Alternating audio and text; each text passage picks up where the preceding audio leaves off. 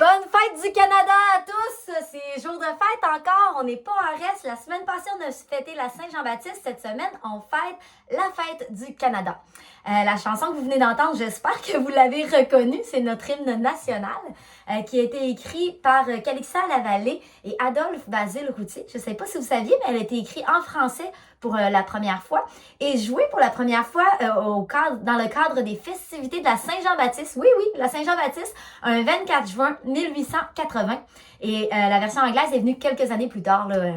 Et puis, dans notre hymne national, il y a vraiment un héritage chrétien qui s'est un peu perdu, malheureusement, parce qu'il y avait 4 couplets originalement, mais finalement, on n'en chante qu'un seul dans la version officielle de nos jours.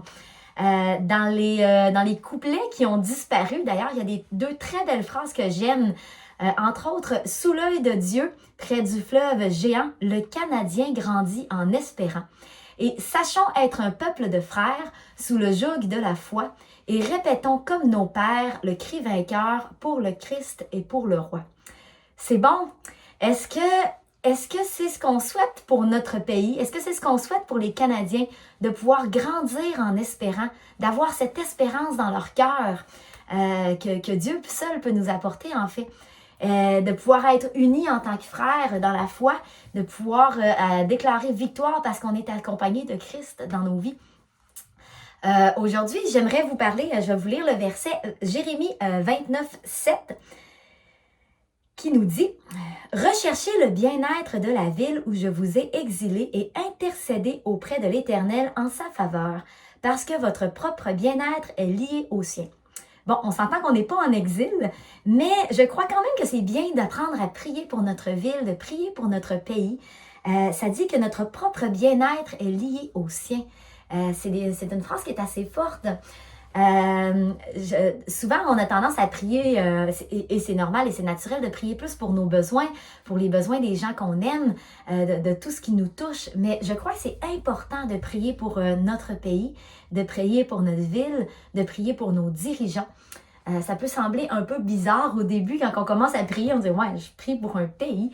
Mais je vous garantis que si vous commencez à le faire et puis si vous vous mettez à votre agenda régulièrement de prier, vous allez voir que votre perception va commencer à changer, votre attitude aussi.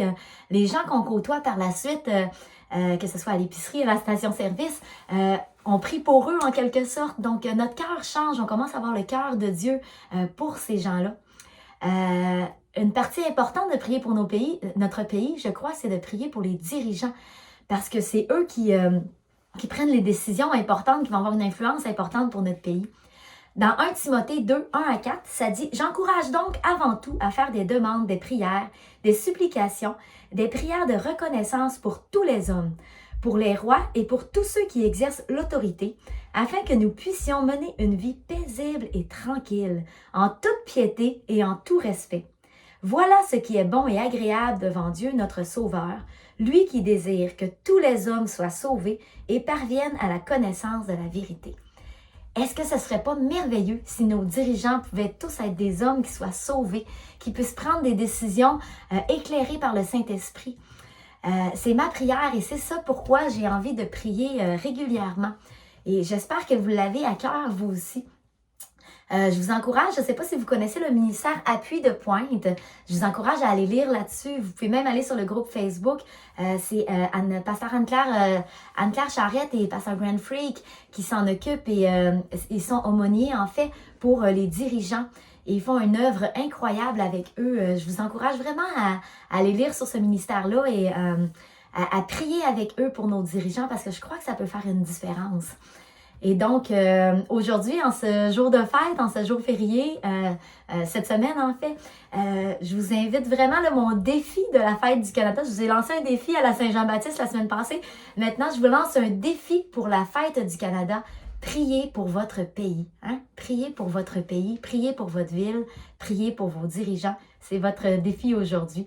Je vous souhaite une très belle fin de journée. Et puis, on se revoit très bientôt.